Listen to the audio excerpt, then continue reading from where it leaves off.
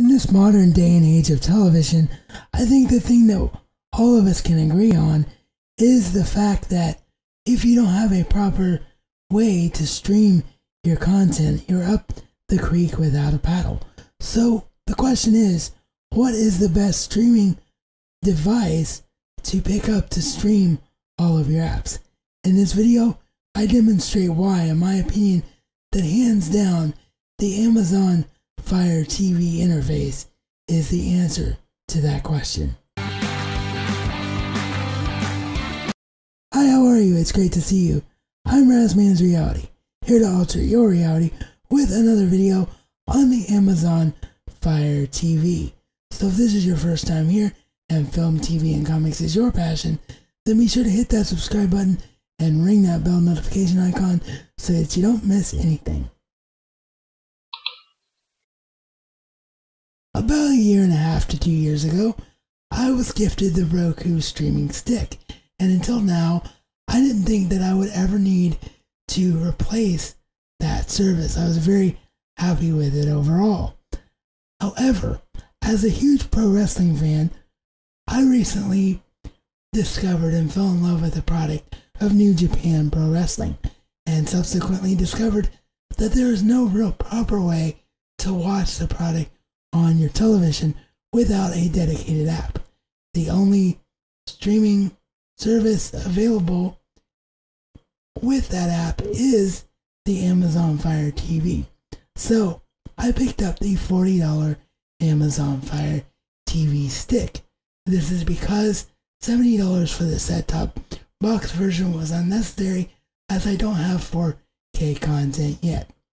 So, as I don't have a capture card yet, the following footage you're about to see was filmed on my iPhone through a tripod to steady the phone.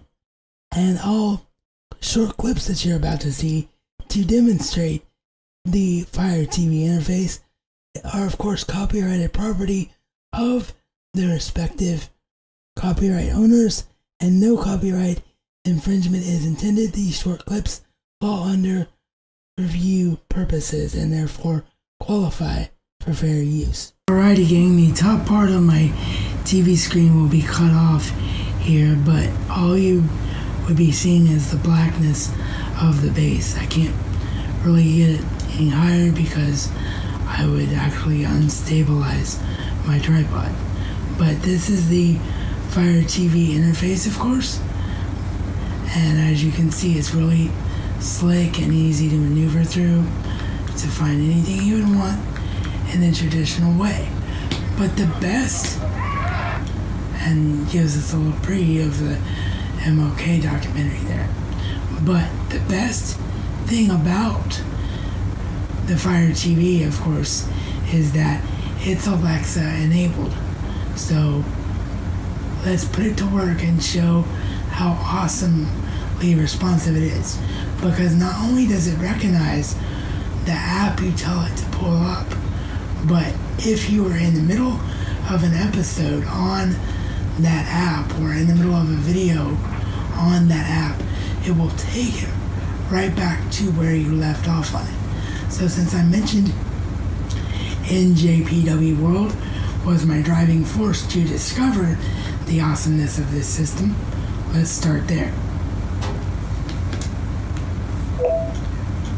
Launch NJPW World. Here's NJPW World.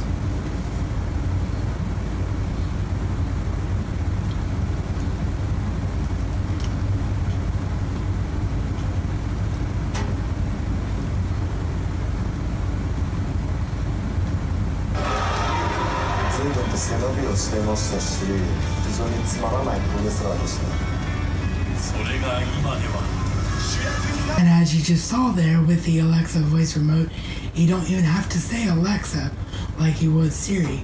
You literally just tell the remote, in this case, what you want Alexa to do. So let me show you a few more examples. Launch Marvel's Agents of S.H.I.E.L.D. on Hulu. Getting Marvel's Agents of S.H.I.E.L.D. from Hulu.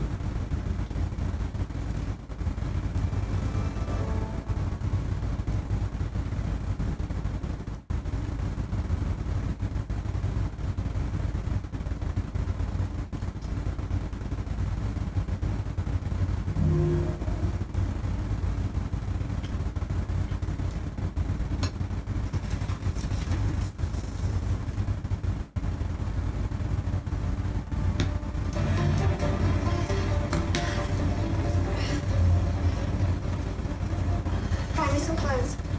What's the plan, Fitz? Here is 2 more examples, and then I want to show you what searching for an app and installing it would be like to end the review.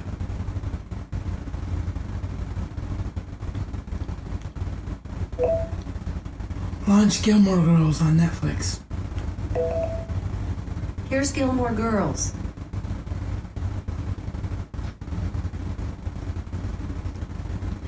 Now, in the case of Gilmore Girls, it didn't open Netflix straight away because it's also available to buy separately on Amazon, and because it's an Amazon interface, it's going to suggest Amazon stuff first.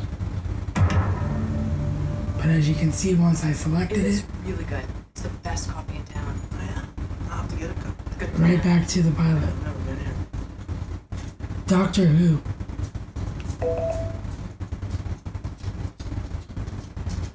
And because it also gives you the option of checking out classic Doctor Who on the BritBox channel, that's why I just said Doctor Who there rather than launch Doctor Who. But if we click on the modern show and click resume,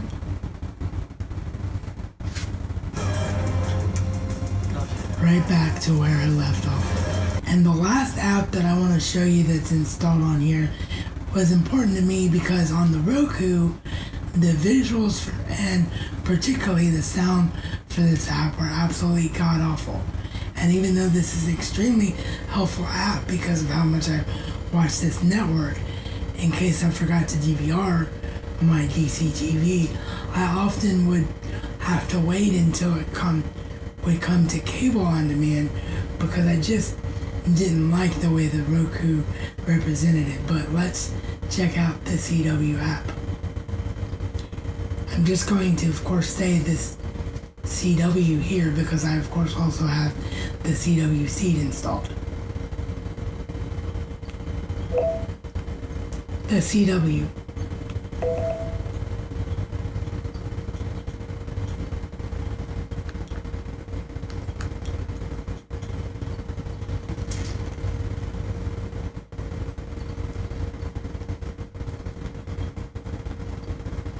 If you haven't checked out the Black Lightning series premiere, I can't recommend it enough.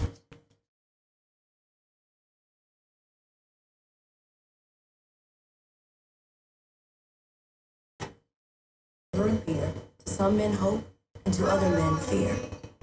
My father taught me that poem when I was just a little girl. My son wasn't in no gang. He had a job with the city and the little boy. Our children are dying in these streets and no one cares. As you can see, stunning visuals on the CW there. So, proof positive of the visuals and sound of this interface and why it is such an amazing interface for your money. Now, as I previously mentioned, some of you might be wondering what the experience of installing an app would be like, so I purposely didn't install one for this review, so let's do that. Launch iHeartRadio. Here's iHeartRadio TV.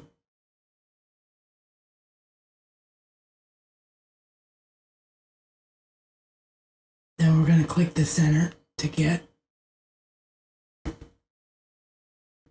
It's going to queue it up.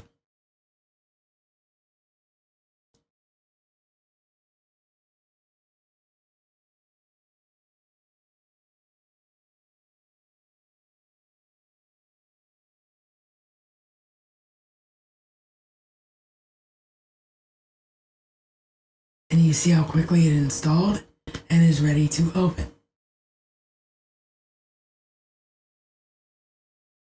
And so there you have it. Why I feel that the Amazon Fire TV is bar none the best streaming interface on the market today. What did you think? Let me know in the comment section down below.